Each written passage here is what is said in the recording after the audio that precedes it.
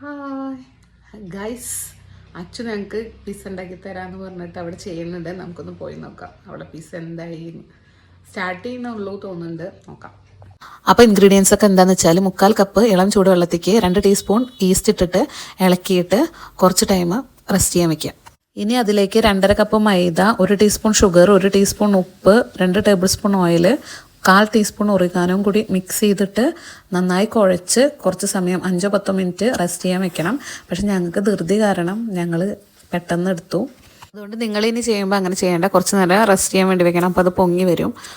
അടുത്തതിന് അതിലേക്ക് വേണ്ട chicken റെഡിയാക്കാണ്. Boneless പീസുകൾ ചെറുതായി കട്ട് ചെയ്തിട്ട് 1/2 ടീസ്പൂൺ മുളകും പൊടി, 1/4 ടീസ്പൂൺ മഞ്ഞൾപ്പൊടി, 1/4 ടീസ്പൂൺ ഗരം മസാല, 1/4 ടീസ്പൂൺ കുരുമുളക്, 1 സ്പൂൺ സുർക്കയും കൂടി ചേർത്ത് മിക്സ് ചെയ്തിട്ട് ഫ്രൈ ചെയ്തെടുക്കുക. അടുത്തതിലേക്ക് ആവശ്യം പിസ്സ സോസാണ്. അതൊന്നെങ്കിൽ നമ്മൾ ഷോപ്പിൽ നിന്ന് അങ്ങനെ മേടിക്കും, അല്ലെങ്കിൽ നമ്മൾ ഉണ്ടാക്കണം. അപ്പോൾ ഇത് നമ്മൾ ഉണ്ടാക്കുക ചെയ്ത് കഴിഞ്ഞാൽ വേറൊരു വീഡിയോയിൽ കാണിക്കാം. കുറച്ച് എണ്ണ ഒഴിക്കുക. അതിലേക്ക് നമുക്ക് ആവശ്യമായിട്ടുള്ള വെജിറ്റബിൾസ്, ഇവിടെ സബോള, ക്യാപ്സിക്കം ഇട്ടിട്ട് ഒന്ന് വഴറ്റിയെടുക്കുക.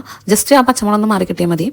നമ്മളിവിടെ ഉണ്ടാക്കുന്നത് ഫ്രൈ പാനിലാണ്. അപ്പോൾ കുഴച്ച് വെച്ച മൈദ ഫ്രൈ പാനിൽ ഇങ്ങനെ പരത്തി വെക്കുക. അതിനുശേഷം അതിൽ ഫോർക്ക് വെച്ചിട്ട് ഡോട്ട് ഇട്ട് കൊടുക്കുക. അതിങ്ങനെ പൊന്തി വരാതിരിക്കാൻ വേണ്ടിയിട്ടാണ് അങ്ങനെ ചെയ്യുന്നത്. പിന്നെ അതിൻ്റെ മുകളിൽ പിസ്സ സോസ് വെക്കുക, പിന്നെ മൊസല്ല ചീസും നോർമൽ ചീസും വെക്കുക, പിന്നെ ഫ്രൈ ചെയ്ത് വെച്ച ചിക്കൻ വെക്കുക, പിന്നെ വെജിറ്റബിൾസ് ക്യാപ്സിക്കം സബോളയും വെക്കുക.